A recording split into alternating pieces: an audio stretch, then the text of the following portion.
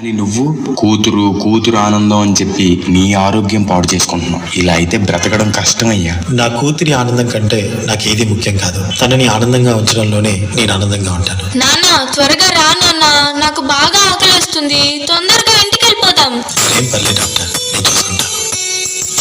నాన్న నాకు బాగా ఆకలిస్తున్నప్పుడు ఆ ఆకలి తెలియకుండా ఒక పాట పాడతారు కదా, పాడండి నాన్న.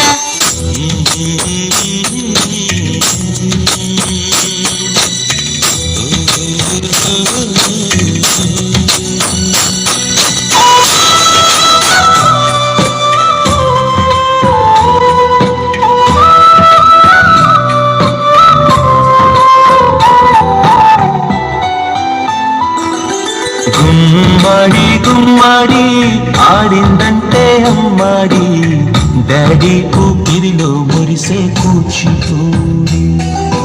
చిందాడి చిందాడి తుళ్ళిందంటే చిన్నారి, మమ్మీ చూపుల్లో చూడు ఎంత వేడి.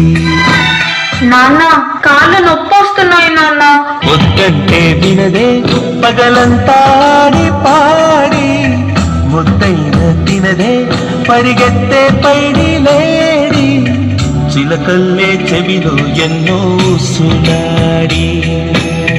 పడుకోదే పన్నెండైనా ఏం చేయాలి?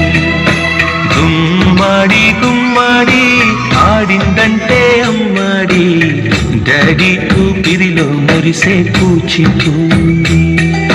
ఏ చంద్రయ్య చంద్రయ్య, ఎక్కడయ్యా నా అద్దె డబ్బులు? 6 నెలల నుండి అడుగుతున్నాను, ఈ రోజుకి ఇంకా ఇవ్వలేదు. ఇలా అయితే ఉండొద్దయ్యా. నా ఇల్లు ఇప్పుడే ఈ క్షణమే ఖాళీ చేసి వెళ్ళిపోండి.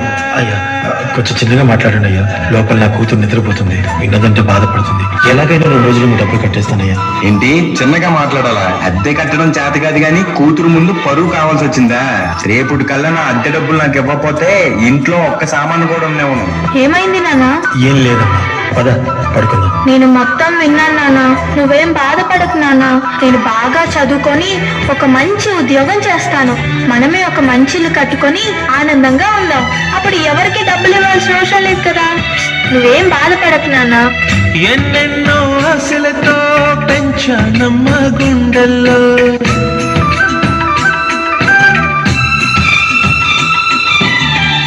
ఎన్నెన్నో ఆశలతో పెంచానమ్మ గుండెల్లో, నువ్వే నా కలలన్నీ పెంచాలే నీ కన్నుల్లో. నా తల్లివి నువ్వో, నీ తండ్రిని నేను, ఎవరినెవరు లాలిస్తున్నారు. ఏమైంది నాన్న? డాన్స్ చెయ్యి నాన్న. చిత్రంగా చూస్తుంటే నీ కన్నట్టు పొంగిందే ఆ చూపుల్లో పాలవెల్లి.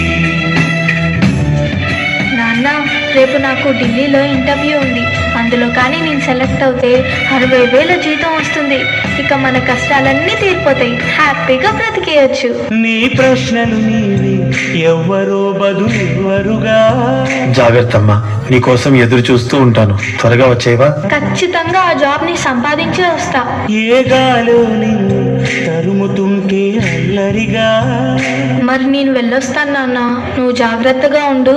ఆగాలో లేదు తెలియదంటే చెల్లదుగా. ఈ జాబ్ నాకు చాలా అవసరం. మా నాన్న నా కోసం ఎంతో కష్టపడ్డాడు. మా నాన్నని హ్యాపీగా ఉంచాలంటే ఈ జాబ్ నాకు రావాలి. బతుకంటే పడి చదువా అనుకుంటే అతి సులువా. నా బంగారు తల్లి, నేను పని చేయట్లేదు, డబ్బులకి ఇబ్బంది పడుతున్నా అని తాను జాబ్ చేస్తా అని ఇంటర్వ్యూకి వెళ్ళింది. సర్లే, నేను ఇంకా ఎన్ని రోజులు బ్రతుకుతానో కూడా తెలీదు. తనకి జాబ్ వస్తే తనే హ్యాపీగా ఉంటుంది. నా పాపకి జాబ్ వస్తుంది, దేవుడు ఉన్నాడు, జాబ్ ఖచ్చితంగా వస్తుంది. ఖచ్చితంగా.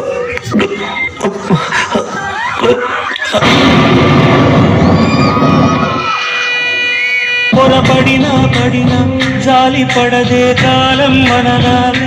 యు ఆర్ సెలెక్టెడ్, నీకు ఈ జాబ్ వచ్చింది. Thank you so much sir. నాకు జాబ్ వచ్చిందని తెలిస్తే మా నాన్న చాలా హ్యాపీగా ఫీల్ అవుతారు. ఇప్పుడే ఈ విషయం మా నాన్నకు చెప్పాలి.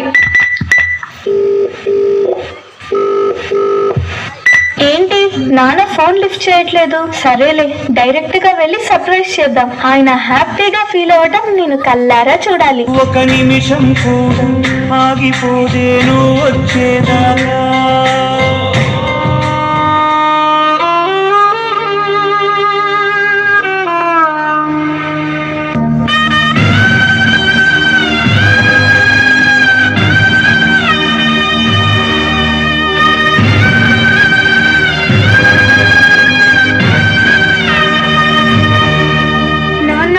లెగ్గు నాన్న, నాకు జాబ్ వచ్చింది నాన్న, మనం హ్యాపీగా బతికేయచ్చు నాన్న.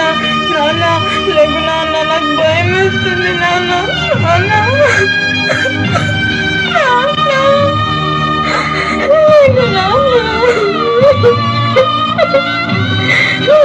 ప్లీజ్ నాన్న, లెగ్గించి చూడు నాన్న.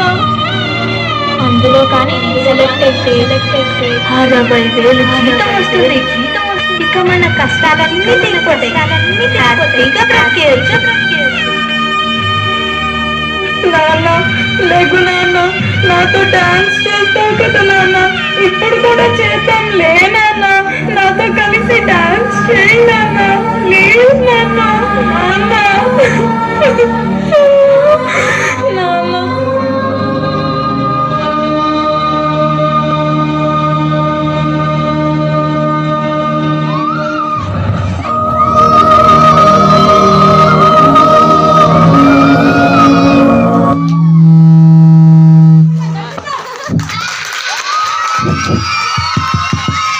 ఓకే, ఇది జస్ట్ ఒక మొన్న సండే మధ్యాహ్నం పాపను పిలిచి ప్రాక్టీస్ చేయడం జరిగింది.